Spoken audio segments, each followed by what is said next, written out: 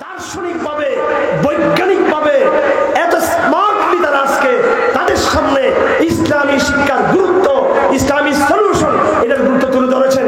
সমস্ত শিক্ষিত বড় বড় আমলারা, মন্ত্রীরা, সাংবাদিকরা তারা হয়ে গেছে যে আসলে এরকম শিক্ষিত জেনারেশন তৈরি হয়ে গেছে যারা বাংলাদেশ ইসলামকে চায়। তারা মেসেজ নিয়ে গেছে এবং একজন মন্ত্রী বলেছেন যে আমি এরকম অডিয়েন্স, আমি মন্ত্রী ছিলাম তখন আমি এরকম অডিয়েন্স আমি কখনো দেখিনি আমি। এবং তারা বার্তা নিয়ে গেছেন সাবেক আমলারা, সাবেক কর্মকর্তারা, আগামী দিনে যারা আবার বীর দর্প ক্ষমতায় আসবে আগামী দিনে, এবং বর্তমানে যারা ক্ষমতায় আছে তারা বার্তা নিয়ে গেছে যে ইসলাম বাংলাদেশে এখন কওমি মাদ্রাসা এতিমদের সম্পদ নয়, আলেমদের সম্পদ নয়, কলেজ বিশ্ববিদ্যালয়ের লাখ লাখ শিক্ষিত তরুণ ইসলামকে এখন বুকে ধারণ করেছে। এখন কালেমার পতাকা, বিগত দিনে কওমি ছাত্র যদি একজনের হাতে কালেমার পতাকা ছিল, কলেজ বিশ্ববিদ্যালয়ে পড়ুয়া 10 জন ছাত্রের হাতে কালেমার পতাকা দেখা গিয়েছে। আমরাও দেখে এসেছি একজন মাদ্রাসার ছাত্র উপরে নির্যাতন হলে বিগত দিনে 10 জন বিশ্ববিদ্যালয়ের ছাত্রের উপরে নির্যাতন হয়েছে তৌহিদের প্রশ্নে। সুতরাং আগামী দিনের বাংলাদেশ ইসলামের বাংলাদেশ, ইসলামের বাংলাদেশ, এই আলামত স্পষ্ট। এই বীজ বহু আগে থেকে বপন করা হয়েছে। ভারত উপমহাদেশে ব্রিটিশরা এসে যখন আমাদের সৈয়দ আহমদ শহীদের জিহাদি আন্দোলনকে ধ্বংস করে দিল, তখন ওলামায়ে কেরাম চিন্তা করলেন সামরিক পন্থায় আমরা এগোতে পারছি না, আমরা সমাজ বিপ্লবের তৌহিদের বীজ বপন করে যাব আমরা। সুতরাং ভারতবর্ষে তৌহিদের প্রথম বীজ বপন করা হয় মাদ্রাসা কায়েম করার মধ্য দিয়ে। কি কায়েম করার মধ্য দিয়ে? দেওবন্দ মাদ্রাসা প্রতিষ্ঠা হলো, তাবলীগ জামাত হলো, জায়গায় জায়গায় খানকার মাদ্রাসা হলো, সুদূর চট্টগ্রাম থেকে রাশিয়ার সীমান্ত এলাকা পর্যন্ত হাজার হাজার মাদ্রাসা প্রতিষ্ঠা হলো।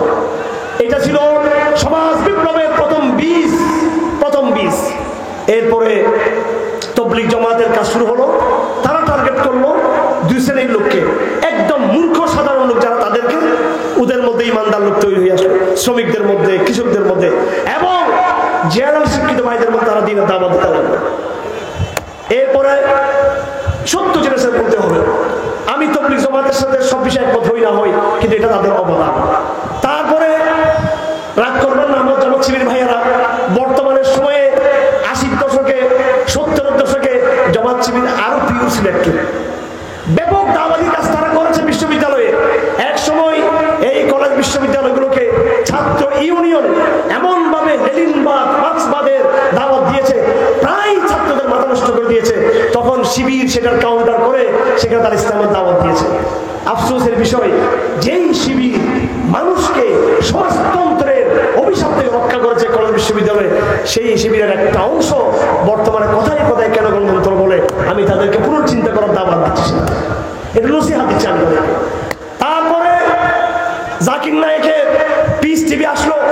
হয়তো তিনি সালাফি ঘরানার ছিলেন এবং তার মধ্যেও কিছু সমস্যা থাকতে পারে, তবে ইসলামের প্রশ্নে, পাশ্চাত্য ভার্সেস ইসলামের প্রশ্নে এবং ইসলাম ভার্সেস হিন্দু ধর্মের প্রশ্নে, ইসলাম বনাম অন্য ধর্মের প্রশ্নে তিনি এমন কম্পারেটিভ আলোচনা করছেন। সমস্যা হয়ে গেছে, কিছু আহলে হাদিসের ভাইয়েরা তাকে দিয়ে ফতোয়ার বিষয়ে কথা বলতে শুরু করলেন। সেটা একটু তার কৌশলগতপূর্ণ হয়ে গেছে, কিন্তু তিনি বিরাট এক সাফল্য তিনি রেখে গেছেন। সেটা হলো ইসলামের সাথে হিন্দুত্বের তুলনা, ইসলামের সাথে বৌদ্ধের তুলনা, ইসলামের সাথে খ্রিস্টবাদের তুলনা, ইসলামের সাথে পাশ্চাত্য সভ্যতার তুলনা করতে গিয়ে তিনি ইসলামের হক্কানিয়ত, ইসলামের সত্যতা এমন ভাবে তুলে ধরেছেন যে আধুনিক বিশ্ববিদ্যালয় কলেজের ছাত্রদের মধ্যে ইসলাম সম্পর্কে নতুন আত্মসচেতনতা তৈরি হবে।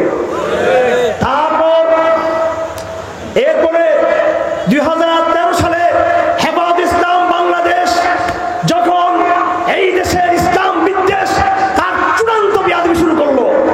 আগে ইসলাম বিদ্বেষীরা বলতো সংবিধানে ইসলাম চাই না, এবং তারা বলতো নারীর পর্দা চাই না। এই দেশে তসলিম নাসরিন তৈরি হয়েছিল, আর অনেকে তৈরি হয়েছিল, দাউদ হায়দার তৈরি হয়েছিল, অনেকে তৈরি হয়েছে।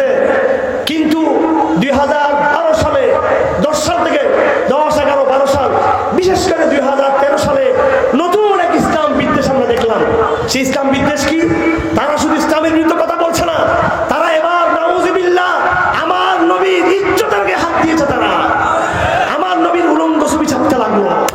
এই ঢাকা বিশ্ববিদ্যালয়ের ছেলেরা, জাহাঙ্গীরনগর বিশ্ববিদ্যালয়ের ব্লগাররা, বেয়াদবরা, মালুমরা, তখন আল্লাহর নবীর কিছু আশিকের রাসূল তারা তাদের দায়িত্ব বুঝে নিয়েছে তাদের, এবং যাদেরকে যে হিসাব বুঝিয়ে দেওয়া দরকার সেই হিসাব তারা বুঝিয়ে দিয়েছে। তখন অনেক গুমর ফাঁস হয়ে এসেছে, অনেক গুমর। একজন ব্লগার যখন কুখ্যাত বেয়াদব রাজীব হায়দার, সে মারা যাওয়ার পরে এই শেখ হাসিনা বলেছিল, রাজীব হায়দার ছবি এখনো আছে আমাদের কাছে, এখন ডকুমেন্টগুলো আছে, রাজীব হায়দার আমার নবীর আম্মা আয়েশার উলঙ্গ ছবি সে ছেপেছিল। এই কুখ্যাত রাজীব হায়দার, সেই রাজীব হায়দারকে কিছু মুজাহিদিন তাকে শেষ করে দিল। এই প্রধান শেখ হাসিনা বলতে লাগলো রাজীব হায়দার বর্তমান প্রজন্মের নতুন মুক্তিযোদ্ধা। নাউজুবিল্লাহ। আরে এই প্রজন্মের আমরাই তৌহিদবাদী মুক্তিযোদ্ধা।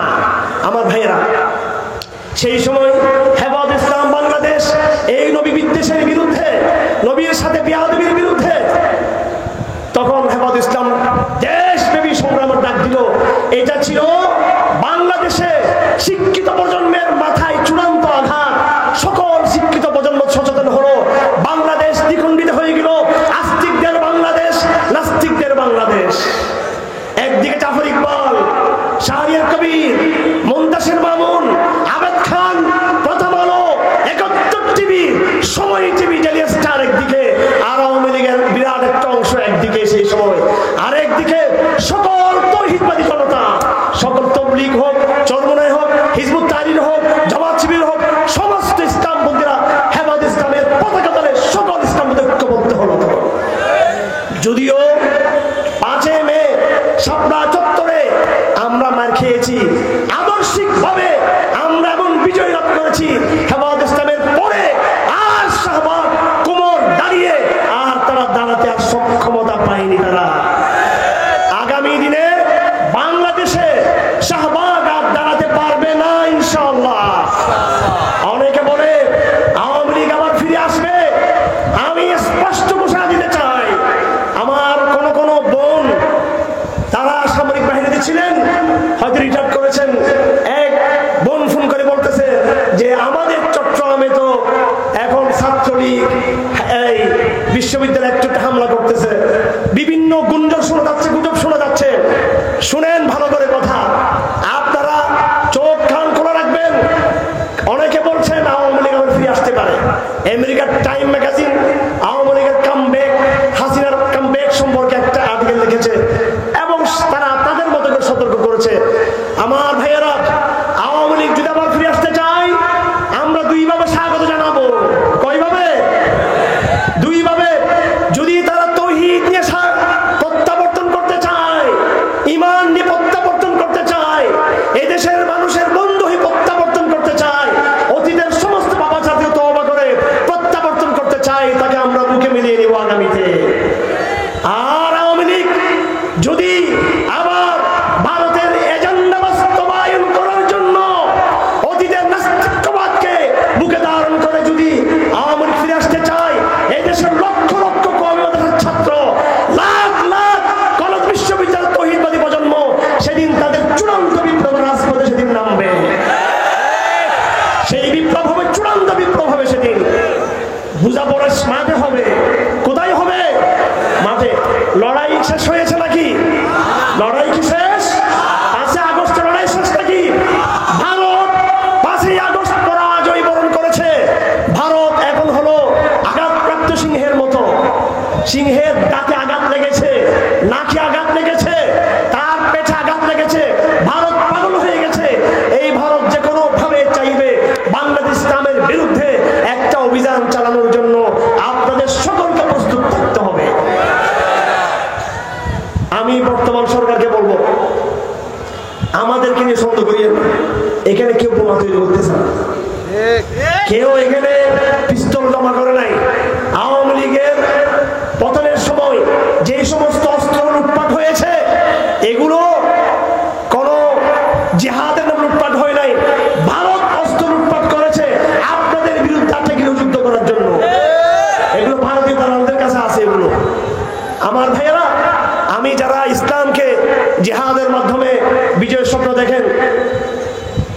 উদ্দেশ্যে বলতে চাই, আমরা সাপের লেজে আঘাত করতে চাই না, সাপের মাথা আঘাত করার কথা আমাদের মুরব্বীরা বলে গেছেন।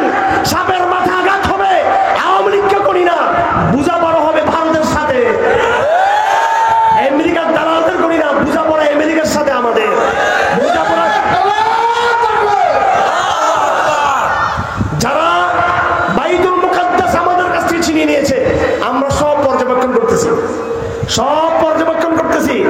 কারা ফিলিস্তিনের মাটিতে গণহত্যা চাপিয়ে দিয়েছে, ওই সব শক্তিকে আমরা পর্যবেক্ষণ, তাদের সাথে বোঝাপড়া আছে আমাদের। এই দেশে তাদের চুনোপুরি দালাল ফালাল নিয়ে আমরা তো ভাবি না। সুতরাং আপনার জিহাদের কথা বললেই একেবারে আবেগ উদ্বেলিত হয়ে নিজের ঘরে কোন রকমের অনুমতি ব্যতীত কোন রকমের কোন অরাজকতা বা কোন রকমের হটকারিতা কিন্তু আপনাদের করার কোন অনুমতি আমরা দিব না আপনাদেরকে।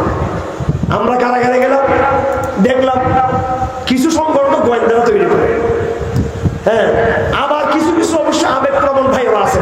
আপনার আবেগের জন্য আপনি আল্লাহর কাছে পুরস্কার পাবেন, আপনার ইখলাসের জন্য আল্লাহর কাছে পুরস্কার পাবেন।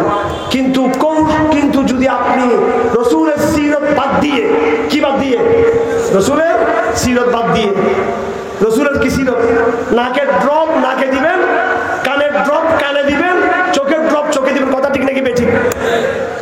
আপনি চোখের ওষুধ কি গালে দিতে পারবেন? আমাদের নবীজি তার 23 বছরের জিন্দেগিতে দুটো কাজ করেছেন। নিজের সম্প্রদায়ের মধ্যে দাওয়াতের কাজ করেছেন। কিসের কাজ করেছেন? আমরা দাওয়াতের কাজ করব। আর যারা বাইতুল মুকাদ্দাস ছিনিয়ে নিয়েছে, বাবরি মসজিদ ছিনিয়ে নিয়েছে, তারা কি আপনাকে ফেরত দিবে? এমনি দাওয়াত দিলে ফেরত দিবে? তাদের সাথে কথা হবে তলোয়ারের মাধ্যমে, কথা হবে তলোয়ার সমাধান।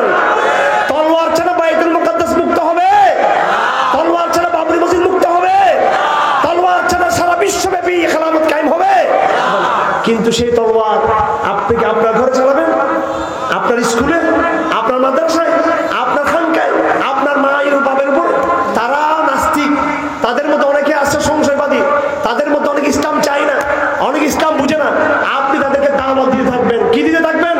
দাওয়াত। আলহামদুলিল্লাহ, আমি বলেছি না আপনাদেরকে, বাংলাদেশে সে দেওবন্দ প্রথম বীজ বপন করেছে, তবলিগ দ্বিতীয় বীজ, ইসলামী সংগঠনগুলো তৃতীয় বীজ, এরপরে অনেকের কথা বললাম, হেফাজত ইসলাম পর্যন্ত।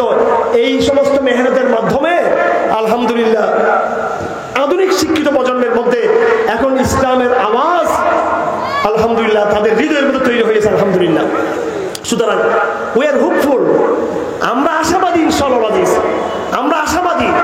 বাংলাদেশ শান্ত একটা ভূখণ্ড, এটা নিয়ে আপনাকে বেশি বিচলিত হতে হবে না। জোরে সুরে একটা মুহূর্ত দেরি না করে, সবাই দাওয়াতের ময়দানে ঝাঁপিয়ে পড়েন। কলেজের ছেলেরা কলেজে দাওয়াতে ঝাঁপিয়ে পড়ো, বিশ্ববিদ্যালয়ের ছেলেরা বিশ্ববিদ্যালয়ের দাওয়াতে ঝাঁপিয়ে পড়ো। নিজের প্রধান এজেন্ডা হিসেবে নাও এটাকে। সবাই সবসময় একরকম যাবে না, দাওয়াতের কাজকে জোরদার করো। আজ তুমি যখন শক্তিশালী দাওয়াত করবা, আগামী দিনে তোমার গ্লোবাল জিহাদ সহজ হয়ে যাবে, মুজাহিদ তৈরি হবে, ইনফাক যাবে, খরচ যাবে। সৈয়দ আহমদ শহীদ রহমতুল্লাহ আলাইহি যখন জিহাদ করতেছিলেন, খেলাফত প্রতিষ্ঠা করেছেন সরহদ এলাকায়, তখন বাংলাদেশ থেকেই তাদের আর্থিক সাহায্য গিয়েছিল। দাওয়াতের মেহনত অনেক বড়। এজন্য আপনারা শিক্ষিত ভাইয়েরা দাওয়াতের মেহনতকে জোরদার করবেন। এবং আমরা আগেই বলেছি, প্রত্যেকটা মসজিদকে কোরআনের দুর্গে পরিণত করুন। প্রত্যেকটা মসজিদে কোরআনের দারাস হতে হবে। উলামায়ে কেরাম জাতির নেতৃত্ব বুঝে নিন। কেন জাতি থেকে আমরা দূরে সরে যাচ্ছি? কোনো ভয় পাবেন না, তাদের সাথে থাকলে মানহাজি হয়ে যাব, এই ভয় পাবেন না। ওদের সাথে থাকলে অমুক ট্যাগ লাগবে, তমুক ট্যাগ লাগবে। এই ট্যাগ তো রাসূলের উপর লেগেছিল, এই ট্যাগ সাহাবাদের উপর লেগেছিল, এই ট্যাগ যুগে যুগে প্রত্যেক আলেমদের উপর লেগেছিল। মুজাদ্দিদ আল-ফাসানির গায়েও ট্যাগ লেগেছিল, থানবীর গায়েও ট্যাগ লেগেছিল। আপনার গায়ে যদি ট্যাগ লাগে, এটা আপনার সাফল্য। আর ট্যাগ না লাগে সবাই প্রশংসা করে, তোর মনে করতে ডিস্টার্ব আছে এখানে। আমার ভাইয়েরা, আসুন আমরা সর্বাত্মক দাওয়াতের ময়দানে আমরা ঝাঁপিয়ে পড়ি এবং মসজিদগুলোকে আবাদ করতে হবে। আমি গত 1 বছর কারাগার থেকে বের হয়ে এই জাতিকে চিৎকার দিয়ে বোঝানোর চেষ্টা করতেছি, যেদিন বাংলাদেশের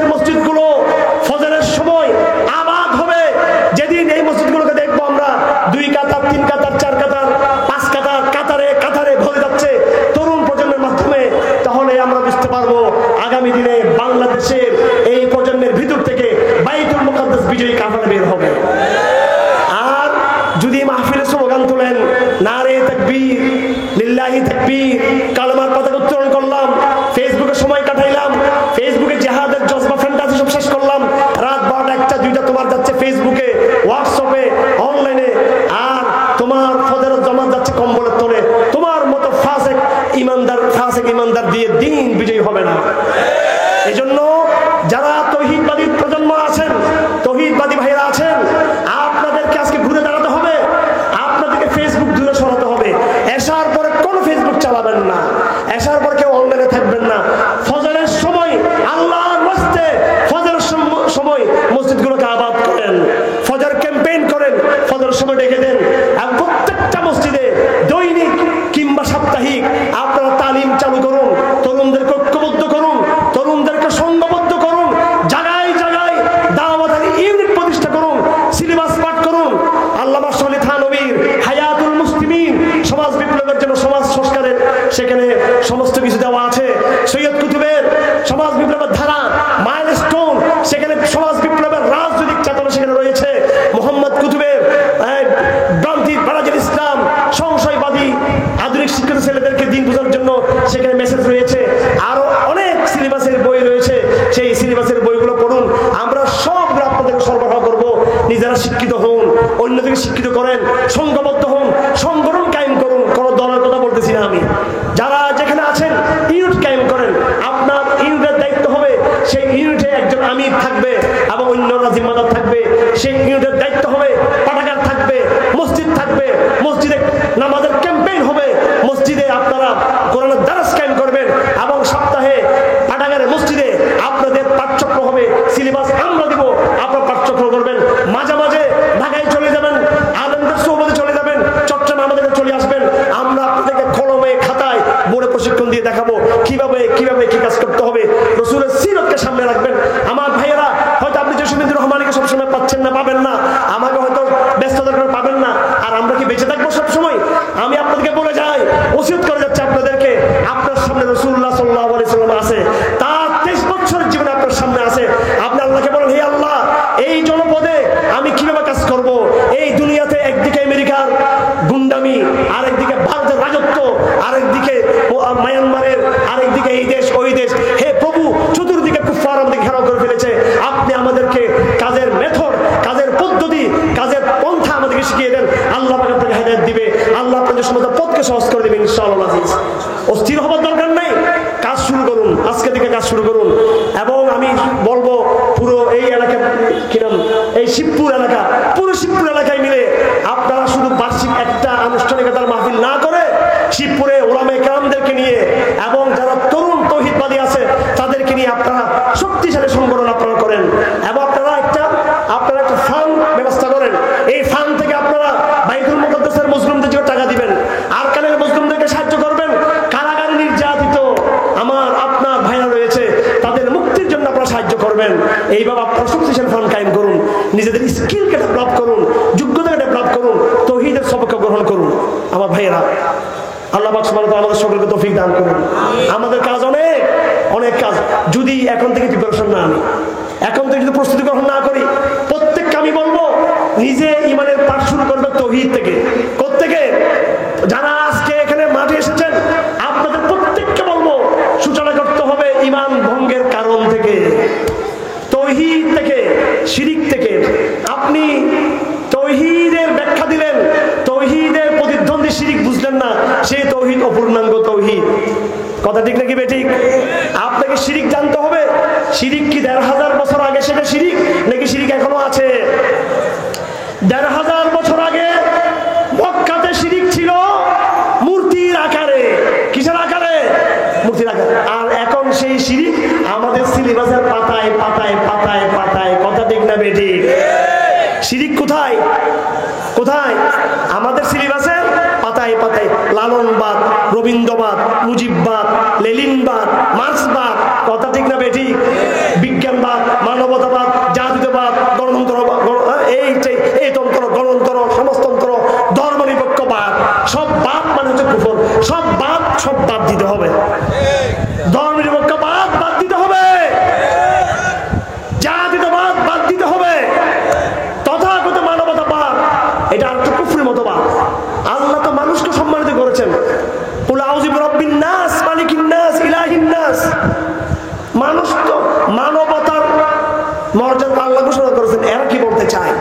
এরা হিউম্যানিজম বলে মানুষ, প্রত্যেকটা মানুষকে একটা খোদা বানিয়েছে।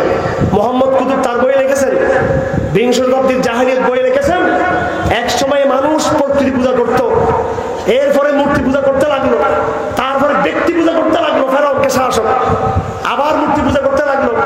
আর এই জমানার মানুষ প্রত্যেকটা আমার নিজেকে নিজে পূজা করা শুরু করছে, মানবতাবাদ বলে বলে। সুতরাং এই জমানার শিরিক আমাদের বুঝতে হবে কিনা? আমাদের প্রথম লড়াই শিরিকের বিরুদ্ধে। কিসের বিরুদ্ধে? এটা আমার ঘরে, প্রথম লড়াই আমার ঘরে দাওয়াতের মাধ্যমে। কিসের মাধ্যমে? দাওয়াতের ভাষায় লড়াই বলতে আবার দাসুরি লড়াই বলি নাই, কি দাওয়াতের ভাষায় কথা বলবো। এই যে আমরা বলতেছি নাস্তিক, বলতেছি খোদাদ্রোহী, ভাই আমার এই সমাজে পড়াশোনা আছে, আপনি ইমানদার, আপনার ভাই কিন্তু বেঈমান, কিন্তু আপনি ইমানদার, আপনার চাচা কিন্তু যাকাত দেয় না, আপনি ইমানদার, আপনার মামা কিন্তু উনি বাঙালি জাতির মধ্যে বিশ্বাসী, তিনি আগে বলে আমি আগে বাঙালি পরে মুসলমান। আপনি ইমানদার, কিন্তু আপনার আত্মীয় খাবার টেবিলে বলতেছে ধর্ম যার যা, উৎসব সবার, ধর্ম যার যা, উৎসব সবার। ইমান থাকবে এটা বললে? ধর্ম সবার একটাই, কথা উল্টা, উৎসব যার যার, ধর্ম সবার একটাই। সেটা কি? ইন্না দীনা ইনদাল্লাহিল ইসলাম। এটা অন্য সময় বলবো। ধর্ম তো একটা, ইসলাম। আল্লাহ এক, জমিন এক, আসমান এক, মানব জাতি এক। ধর্ম কি আবার 5টা 10টা হবে নাকি? ধর্ম তো একটা। ধর্ম কি? একটা। এই ধর্ম থেকে আমরা বিচ্যুত হই নাই। আমাদের এই ধর্ম আমাদের নবী আনেন নাই, মুহাম্মদ সাল্লাল্লাহু আলাইহি ওয়াসাল্লাম। আমাদের এই ধর্ম আদম আলাইহিস সালাম থেকে চলে আসছে, এই ধর্ম ইসলাম ধর্ম। হিন্দু ধর্ম কি 10,000 বছর আগে ছিল? 5,000 বছর আগে ছিল? খ্রিস্টান ধর্ম ছিল 3,000 বছর আগে? বৌদ্ধ ধর্ম ছিল 4,000 বছর আগে? ইহুদি ধর্ম ছিল 4,000 বছর আগে? ছিল না। ইসলাম প্রথম নবীর প্রথম ধর্ম ইসলাম, শেষ নবীর ধর্ম ইসলাম। প্রথম নবীর প্রথম ধর্ম ইসলাম, শেষ নবীর শেষ ধর্ম ইসলাম। আমরা আগেও ইসলাম ছিলাম, এখন ইসলাম আছে। ইসলাম থেকে বিচ্যুত হয়ে কেউ গৌতম বুদ্ধকে পূজা শুরু করছে, ইসলাম থেকে বিচ্যুত হয়ে কেউ রাম এবং কৃষ্ণকে পূজা শুরু করছে, ইসলাম থেকে বিচ্যুত হয়ে কেউ যিশুকে পূজা শুরু করছে। আমরা তো আমাদের নবী মোহাম্মদকে পূজা করি নাই, আমরা আসল জায়গায় রয়েছি। আমরা হলাম সার্বজনীন ধর্ম। একমাত্র সার্বজনীন শব্দ হচ্ছে ইসলাম। বলা হয় কথায় কথায় সাম্প্রদায়িক সাম্প্রদায়িক সাম্প্রদায়িক। আরে ইসলাম এই নামটা হচ্ছে সম্পূর্ণ একটা অসাম্প্রদায়িক নাম, কথা ঠিক কিনা? বিরক্ত হবেন না, অসাম্প্রদায়িক নাম। অথচ ইসলাম ব্যতীত যত ধর্ম আছে সবগুলো ধর্মের সাথে ব্যক্তির সম্পর্ক। কার সম্পর্ক? যিশু, বুদ্ধিস্ট, ইহুদি, ব্যক্তি নহলে কোনো জাতি। ইসলাম কোনো ব্যক্তির নাম নাকি? ইসলাম কোনো জাতির নাম নাকি? ইসলাম হচ্ছে সার্বজনীন একটা নাম, অসাম্প্রদায়িক একটা নাম। আফসোস, সেই ইসলামকে হিন্দুরা কি বুঝবে, সেই ইসলামকে খ্রিস্টানরা কি বুঝবে, সেই ইসলামকে নাস্তিকরা কি বুঝবে, সেই ইসলামকে আমরা মুসলমানদের মধ্যে বুঝতে পারি না। আফসোস। আজ আমরা এই দেশকে মুক্ত করতে চাই অর্থনৈতিকভাবে। শেখ হাসিনা উন্নয়নের ঠেলায় একবার 12টা বাজে এখন দেশ ছেড়ে চলে গেছেন। বিশাল বিশাল মেগা প্রকল্প আমাদের চট্টগ্রামে সমুদ্র তল দিয়ে টানেল তৈরি করছে, একটা গাড়িও ছিল না, দৈনিক কয়েক কোটি টাকা লস উন্নয়ন। আর ডক্টর ইউনূস সাহেবের কেবলা হচ্ছে আমেরিকা, ইউরোপ, পাশ্চাত্যের অনুযায়ী। আরে আল্লাহ পাক সুবহানাহু ওয়া তাআলা প্রত্যেক মানুষের জন্য সালাতকে ফরজ করেছেন। এই আসমানের নিচে জমিনে প্রথম ফরজ হচ্ছে সালাত পড়া, 2 নম্বর ফরজ হচ্ছে যাকাত দেওয়া।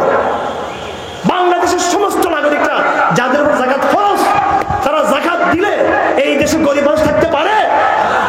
যাকাত কায়েম করতেছেন না কেন?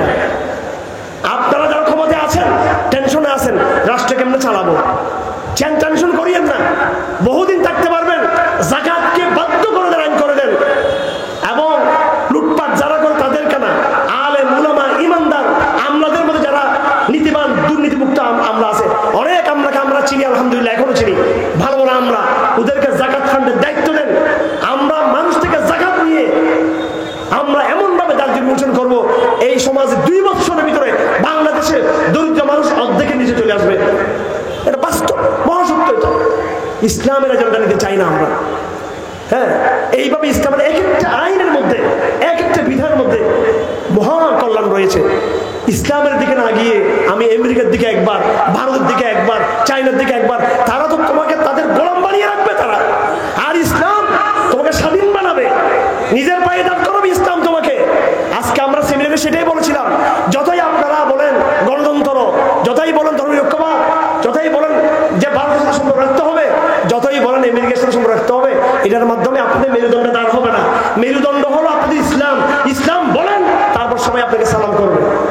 আমেরিকা বলবে আমরা একটু ব্যবসা করতে চাই। এত সুন্দর রাষ্ট্র, এখানে কোনো গরিব মানুষ নাই, ব্যবসা বাণিজ্য বেড়ে গেছে, যাকাত দেয়, আমরা এখানে বিজনেস করতে চাই। তালেবানদের সাথে ব্যবসা করার জন্য সারা দুনিয়া পাগল হয়ে গেছে, সারা দুনিয়া। কথা ঠিক না বেঠিক? আগে কি বলছিল? জঙ্গি, অশিক্ষিত, খেয়ে পড়ালেখা জানে না, মূর্খ, কি দেশ চালাবে। এখন বলতে বাপরে বাপ, সবচেয়ে শান্তিপূর্ণ ব্যবসার দেশ হচ্ছে এটা, এখানে ব্যবসা করবো। এখন দেখেন কখনো গিয়ে মোল্লারা কি ব্যবসা ইয়ে করছে। বাংলাদেশেও ইসলাম যেখানে থাকবে জোয়ার বয়ে যাবে সেখানে উন্নয়নের, তাও ইসলাম ভালো লাগে না।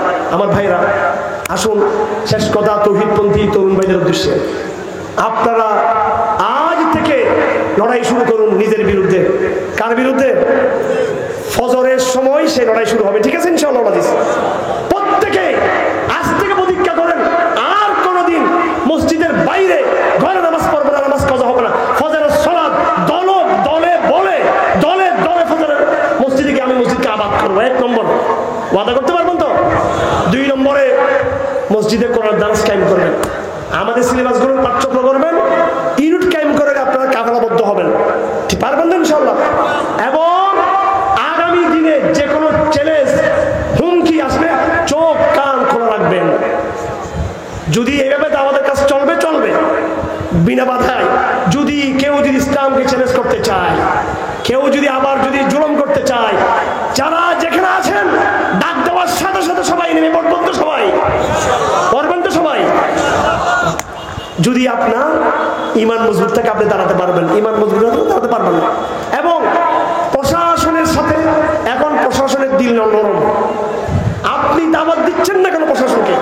এই যে ধরেন আজকে পুলিশ ভাই ছিল এখানে, সবাই যেভাবে চিৎকারটা দিলেন, এখন ধরেন ওই সময় উনি যদি একটু লাঞ্ছিত হয়ে এখান থেকে যেতেন, একটা ভুল একটা বার্তা যেত। আমি আপনাদেরকে বলবো আগামীকালকে আপনারা সবাই থানায় যাবেন, ঠিক আছে?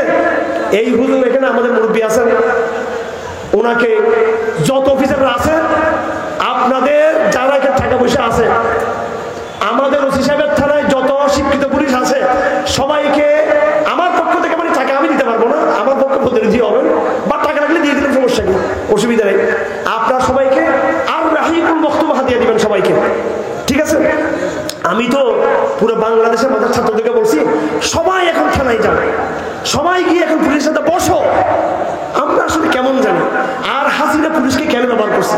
আমাদের তখনও সমস্যা ছিল, আমরা তখনও পুলিশের সাথে সম্পর্ক ছিল না আমাদের। আপনারা থানায় যাবেন, সেলফি তুলা আমি নিষেধ করি, কিন্তু এই সেলফিটা আপনারা তুলবেন যে নতুন পুলিশ বাংলাদেশে আসতেছে। এখন এমন এক পুলিশ, আলেম বান্ধব পুলিশ, উনি এখন আলেমদের সাথে মিলে কাজ করবেন, ঠিক আছে? ওসি সাহেবকে বলবো একটা জায়গা থাকবে থানার মধ্যে, নিয়মিত আলেম ওলামার আসা যাওয়া করবে, ওনারাই পরামর্শ দিয়ে বুদ্ধি দিবে, আর টেনশন করতে হবে না। এই বাংলাদেশের কোনো বাহিনীকে আইন শৃঙ্খলার জন্য শান্তি প্রতিষ্ঠার কোনো টেনশনই করতে হবে না। এই দায়িত্বটা আলেমদের, আলেমরা ঠান্ডা করে ফেলবে এই দেশ।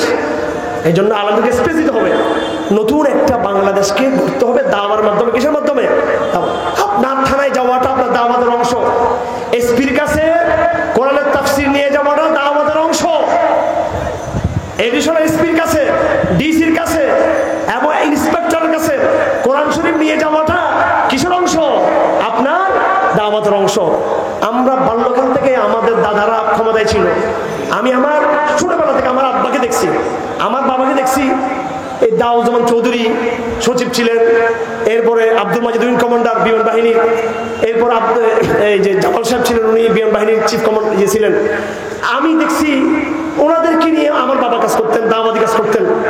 হ্যাঁ, এইভাবে আপনার প্রশাসনের সাথে একটা লিয়াজু রাখবেন, জোয়াজু রাখবেন, কথা বলবেন। আর আপনি না গেলে সেখানে স্বাভাবিক সন্দেহ তৈরি হবে, সেখানে প্রশ্ন আসবে কমিউনিকেশন না থাকলে। এই জন্য যারা যেখানে আছেন সমগ্র বাংলাদেশে নতুন এক তৌহিদের বাংলাদেশ আমরা গড়ে তুলবো ইনশাআল্লাহ আজিজ, দাওয়াতের এক বাংলাদেশ আমরা গড়ে তুলবো ইনশাআল্লাহ আজিজ। এরপরে সমাধান হয়ে যাবে, ভারত কি মুক্ত হবে, ফিলিস্তিন মুক্ত হবে, চূড়ান্তভাবে এই বাইতুল মুকাদ্দাসকে মুক্ত করার জিহাদের জন্য আপনাদের সবাইকে তৈরি নিতে হবে। হ্যাঁ, রাসূলুল্লাহ সাল্লাল্লাহু আলাইহি ওয়াসাল্লাম বংশধারী করেছেন, আখেরি জমানায় দুটো জায়গায় মুসলমানদের চূড়ান্ত লড়াই হবে, জানা আছে? এই ভবিষ্যৎবাণী জানা আছে আপনাদের? একটা শাম, একটা হিন্দুস্তান। আখেরি জমানার রাসূলের এই ভাষণকে সবাই মনে রাখবেন, যারা এই ভাষণ পাবেন, কিন্তু মনে রাখবেন, এটাও মাথায় রাখবেন, শত্রুর সাথে মোকাবেলা করে তখন জিততে পাবেন যখন আপনি নিজের ঘরটা আপনি ঠিক করতে পারবেন। তৌহিদের মাধ্যমে, দাওয়াতের মাধ্যমে, ভ্রাতৃত্বের মাধ্যমে সেই ঘর আমরা ঠিক করবো, এবং সাপের মাথায় সেই চূড়ান্ত কুফরের মাথায় আমরা আঘাত করার জন্য আমাদের ঈমানের প্রস্তুতিকে আমরা এইভাবে একত্রে গ্রহণ করবো। ওয়া আখিরু দাওয়ানা আলহামদুলিল্লাহি রাব্বিল আলামিন ওয়া মা আলাইনা আল বালাগ ওয়া সাল্লাল্লাহু তাআলা খায়রা খালকি মুহাম্মদ ওয়া আলিহি ওয়া সাহবিহি আজমাইন।